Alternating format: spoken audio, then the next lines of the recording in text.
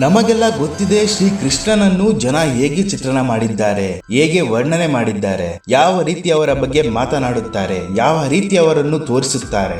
ಪ್ರತಿಯೊಂದು ಸ್ವಲ್ಪ ಆರ್ಟಿಸ್ಟಿಕ್ ಆಗಿದೆ. ಅವರು ನಡೆಯುವ ರೀತಿ, ಮಾತನಾಡುವ ರೀತಿ, ನಗುವ ರೀತಿ. ಹಾಗೆ ಶ್ರೀ ಕೃಷ್ಣ ಗೋಪಿಯರು ಎಷ್ಟು ಪ್ರಿಯವಾದವರು. ಅವನು ತುಂಬಾ ಮುದ್ದಾಗಿದ್ದನು, ತುಂಬಾ ಸೂಕ್ಷ್ಮವಾಗಿದ್ದನು. ಅವನಿಗೆ ತುಂಬಾ ಸೌಮ್ಯ ಸ್ವಭಾವವಿತ್ತು. ಯಾವಾಗ ಅವನು ಯುದ್ಧದಲ್ಲಿ ಇರುತ್ತಿದ್ದನೋ ಅವರ ಶರೀರ ಒರಟಾಗುತ್ತಿತ್ತು, ಅವನ ದೇಹವು ಸಿಡಿಲಿನಂತೆ ಆಗುತ್ತಿತ್ತು. ಅವನು ಯಾರೆಲ್ಲ ಜೊತೆ ಹೋರಾಡಲು ಹೋಗುತ್ತಿದ್ದನೋ ಅವರಿಗಿಂತ ದೊಡ್ಡವನಾಗುತ್ತಿದ್ದ, ಹಾಗೆ ವಜ್ರದೇಹಿಯಾಗುತ್ತಿದ್ದ. ಇದೇ ಕೃಷ್ಣ ಯಾವಾಗ ಪ್ರೇಮದಲ್ಲಿರುತ್ತಿದ್ದ ಮೃದುವಾಗುತ್ತಿದ್ದ, ಯಾವಾಗ ಯುದ್ಧದಲ್ಲಿ ಇರುತ್ತಿದ್ದ ಆಗ ಕಠೋರನಾಗುತ್ತಿದ್ದ. ಈ ತರಹದ ಒಂದು ಶಕ್ತಿ ಇತ್ತು, ಇದು ಕೆಲವರಿಗೆ ಮಾತ್ರ ಗೊತ್ತಿರುತ್ತೆ.